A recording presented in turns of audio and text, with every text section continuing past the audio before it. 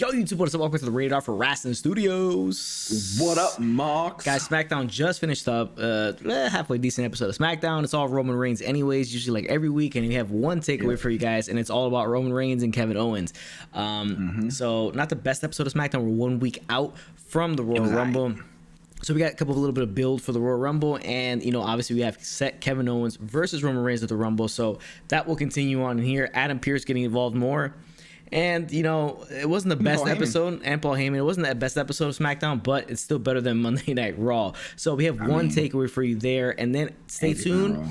Stay tuned to the end of the video because we're going to talk about the infamous Joe Rogan podcast that just happened with the Undertaker on it and how he calls WWE currently soft. So we're going to give our opinions on that and what he probably meant by that and where he's going with that and if we agree or disagree with it. So stay tuned to the end of the episode to hear about that. So let's jump into it. Without further ado, though, let's remind you guys to drop a like and a comment on this video because, again, it helps us out with the YouTube algorithm. If you guys like and comment, also, we love hearing from you guys, conversating with you guys, that back and forth, creating those connections with you guys for the community. So we do appreciate it. Remember to subscribe if you're not subscribed to the channel. Shout out to all the new subscribers. Notification bell, you got a little bit of new videos drop. Follow me on social media, Instagram, Twitter, Twitch, TikTok, all those same handles, same platforms.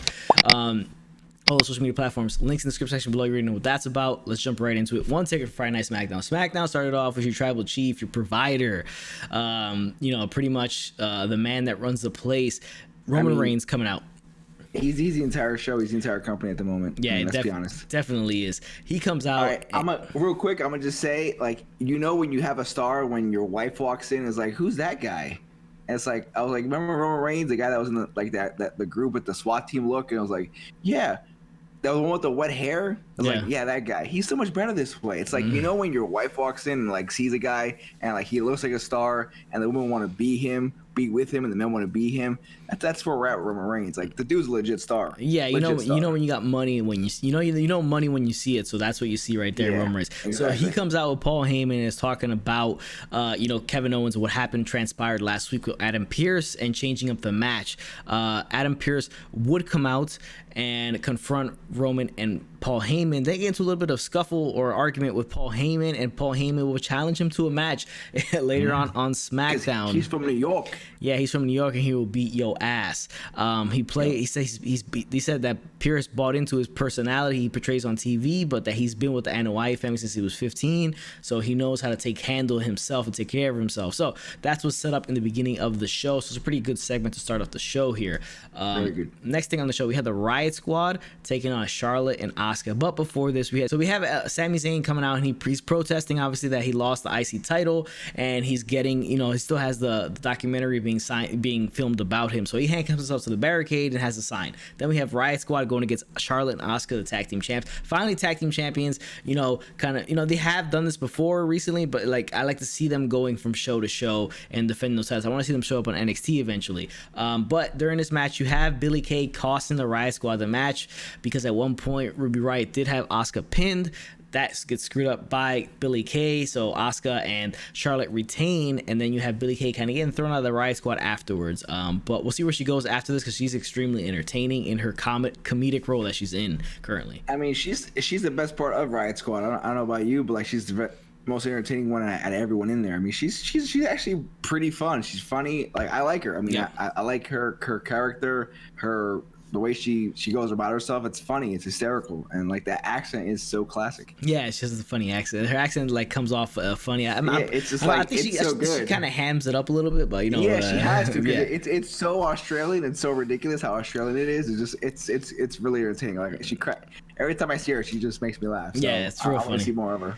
Next thing on the show, we had Daniel Bryan coming out cutting a promo about the Royal Rumble, and it's just basically, I don't know, he just seems like people are saying he's going to win. I think he has absolutely no momentum going into the Royal Rumble. He comes out to hype up the Rumble just to get Cesaro to come out and talk trash because Cesaro beat him last week, and then instead of taking on Daniel Bryan, he issues an open challenge. It's answered by one half of the tag team champions, Dolph Ziggler. So Dolph Ziggler and him have a match, and it is a tremendous matchup between the two. Obviously, two tremendous performers in the ring, but Cesaro gets the win. Cesaro has carrying some momentum into the Royal Rumble. There's no shot that he wins it. I don't think there's any shot whatsoever, but at least a little bit of momentum going in that maybe he makes a little bit of a run in there. And I think this is where Daniel Bryan's coming in like in the office and in the background where he's like pushing him. He was Guys, saying, yeah. "Oh, he's got so much momentum coming in." Like I think they're trying to build stars that way. I think Daniel Bryan not really gonna win it. I think he's in a mode where he's trying to push other guys and make other guys establish stars. I think that's where his mindset's at right now. I think that's why he's around. I think he's basically just part time right now. I think he's just gonna be in the office and Russell when he has to put guys over. I think, and that's where he should be, really. Yeah, it's going to help the brand a lot. And these guys that we've been saying are underrated and should have been pushed years ago, it's going to help those guys out a lot. So that was a good thing. Next thing on the show was Sasha Banks versus Carmella Samanier, Reginald, which was a funny matchup. It wasn't a good matchup, but it was just a lot of acrobatics from Reginald. He's a tremendous athlete. He really is, but it's an intergender match, something we don't normally see. So in the end, Sasha Banks at the bank statement got the win there. So they're eventually going to meet up at the Royal Rumble. So we'll see Carmella and, Sasha Banks continue going forward. All the while, Sami Zayn's still outside protesting. Next match on the show was Big E versus Apollo Crews for the IC title. The match was going pretty decent. Then here comes Sami Zayn uncuffing himself and hitting the the Hallelujah kick in the corner to Apollo Crews, causing disqualification. Then hits it on Big E. So we could see triple threat match. I could see it happening at the Rumble. I mean, that's what it looks like. Yeah, I could see it like at the Rumble, and then all three of them being in the Rumble match later on. Just to have bodies. Next thing on the show wasn't really great. It was Bayley versus Bianca Belair in an obstacle course challenge. This is just a way to play up Bianca Belair and her insane athleticism and her gifts that God bestowed on her with her her physical presence and and her genetics, because she's tremendously gifted genetically. So they have an obstacle course that's kind of set up between Bayley and Chad Gable, and it's basically Bayley just skipping through everything and getting through it and kind of setting up Bianca Belair to fail. But in the end, Bianca Belair ends up, there's a section where there's a fireman's carry. Bayley carries Chad Gable across the line. Then Bianca Belair carries big ass Otis across the line. So it's a tremendous show of strength that she's able to carry over 300 pounds in a fireman's carry like that over across that the threshold. And Otis is a good mix of muscle and fat, so that's a heavy motherfucker. It's a heavy guy, thick, dense man. A heavy guy. Yeah, he's dense. Yeah. So in the end, she wins, Bianca Belair, beating her Bayley's time by 17 seconds. And then there's a bit of an attack from Bayley after that. And then that's just all it is. I mean, it wasn't a great segment, but it's just continually showing how tremendous she is physically. Yeah, it was a good little segment. Was it all so necessary? Not really, but it definitely just heightened Belair as his freak of nature. So it did what it needed to do. Yeah. Next thing on the show was King Corbin taking on Dominic Mysterio. Dominic gonna do it his own way, not the Rey Mysterio way that his father wanted him to. And Corbin just kind of destroys Dominic the entire time and gets the win there. So we'll see what happens for this going forward. All these guys will probably be in the Royal Rumble though. So should be pretty interesting. Next thing on the show is the main event: Adam Pearce versus Paul Heyman. Adam Pearce in the ring, ready to fight. Here comes Paul Heyman, still in his suit, and pretends to be injured, just like Adam Pearce did. He says, "He did it, Adam Pearce. Card subject to change." Here comes Roman Reigns to take on Adam Pearce. He begins to destroy Adam Pearce, but then we have the surprise: Kevin Owens. Kevin Owens does come out and beat up Roman Reigns. This is the only takeaway of the show, and it's takeaway number one because the picture you see behind us, you see Roman Reigns through the announce table because he got pop-up powerbomb by Kevin Owens through the announce table. Stands tall and victorious over Roman a week out from the Royal Rumble. Before this, though, Kevin Owens did cut a promo in his car on his cell phone saying he wasn't able to make it to the arena due to the fact Roman Reigns kind of has him barred from the arena. He was still able to make it in, but he cut a really good promo that was, heartfelt and reality-based, talking about the tattoos on his knuckles, about his grandfathers, and how about they fought through illnesses and lived longer than they were medically told they would. So why he can't quit and why he will be the last man standing. So I thought it was a solid promo from him, and he ends the night well on a high note as well by taking out Roman Reigns. He's destined to lose this match, obviously. But I think it's good stuff from him in the promo department and the constant him fighting from underneath as a babyface. It works out well. But if it was a different timing, like it wasn't WrestleMania season, I think he would have ended up beating Roman Reigns for the title. I just think so close to WrestleMania, it won't happen.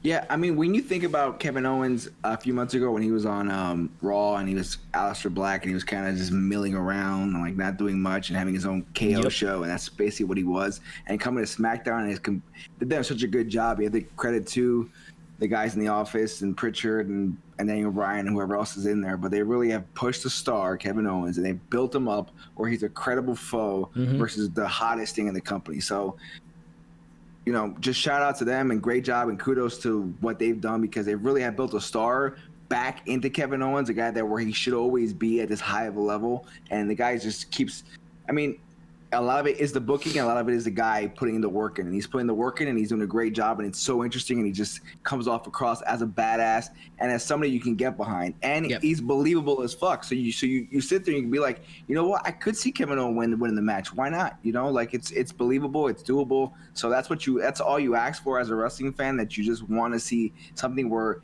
there's always that little bit of like, what the story's gonna go, but oh shit, it could go that way because this is where he's at. And Kevin Owens doing a great job. So I love the storyline. I love how they booked Kevin Owens to be a credible guy against Roman Reigns.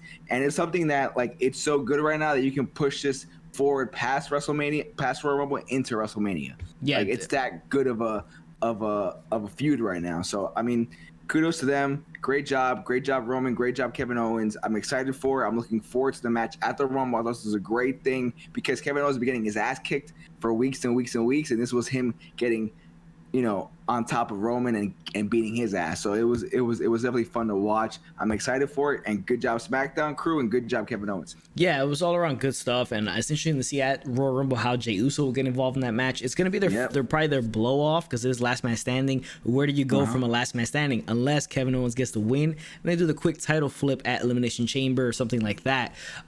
They could do something like that. There's a lot of ways they can go with it, but it's just I think the timing is a little off because it's WrestleMania season. They don't want Roman to lose the title right now, so it will be kind of interesting how they do this and how they work this. But I'm excited for the match at Last Man Standing at Royal Rumble. But guys, that's the one takeaway. Let's get into the news and rumors. And the news and rumors is obviously the man standing behind us.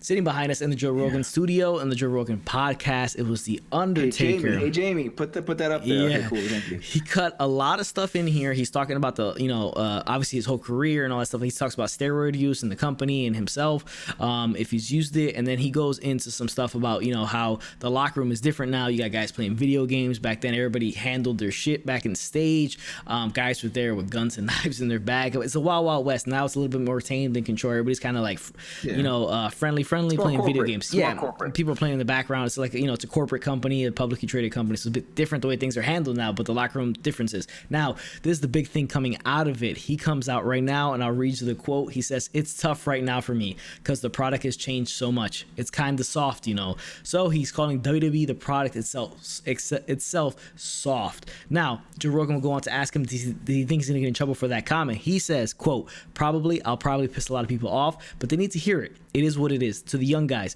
oh, he's a bitter old guy. I'm not bitter. I did my time. I'm good. I walked away when I learned to walk away. I just think the product is a little soft.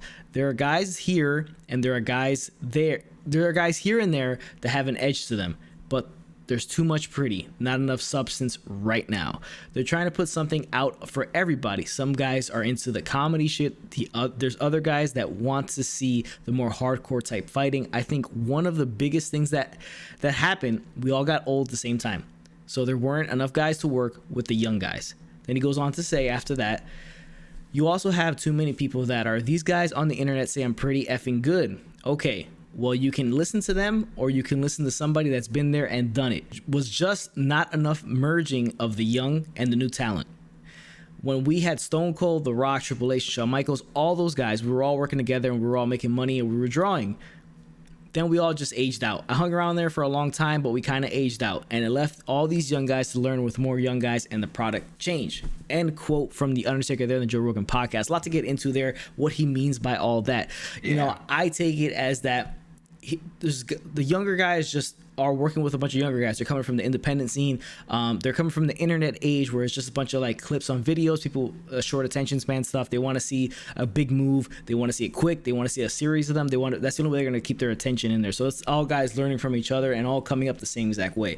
The way I take it is that these guys, in terms of them being soft, it's just, he says there are a lot of guys with edge, but a lot of them guys don't. It's too much pretty into it. I think a lot of guys just don't have, they don't take enough chances nowadays when it comes to wrestling. When it comes to their promos, they're on live television. Before they would cut a promo, non-scripted for the most part, or bullet points. They go off script, throw their own thing in there. If they get in trouble, they ask for forgiveness. instead of permission. So it's a live show. They can do whatever they want and just ask for the forgiveness from Vince afterwards. So I think too many guys don't do that now. I think too many guys don't take chances with their characters and how they want to take them. They got to just throw stuff up against the wall, see what sticks on live television, because the only way you're going to get it over is by doing it on live television when it's unexpected, because it feels more organic that way rather than it being created by somebody in the back from the creative team. Creative services making up the character for you. You got to add your own things into it and kind of just fly with it. Whether Mark Carrano gets mad at you or not, you kind of just ask for forgiveness after that. But I think that kind of moxie shown will endear you to Vince McMahon in the end. But that's what I take from it. Obviously, how whoever gets offended by it, I don't think they should. It's coming from the one man that you shouldn't get offended by if he says something like that, because he is he's been the leader for years, and he will continue to be the leader for years, even after he's retired, because his voice holds so much reverence behind it. And if you get offended by that, you think too highly of yourself and you think you know too much, I think, in the end. Yeah, I mean, when Undertaker speaks, I think you have to listen. I think this is a guy that's been in the business for 30 years, and he was there, not arguably, but the greatest time in the history of wrestling. It's never gone back to that time. He was there with the Attitude Era, which is the they made the most money. It was the greatest time. And if you weren't alive during the Attitude Era, you can't remember the Attitude Era, then I'm sorry, because it was that good of a time. And if you go from like late 90s into early 2000s, it was the greatest time of wrestling. It's never come close to that. Never come close to the hype. I mean, it was that great of a time. So when Undertaker speaks, you should listen.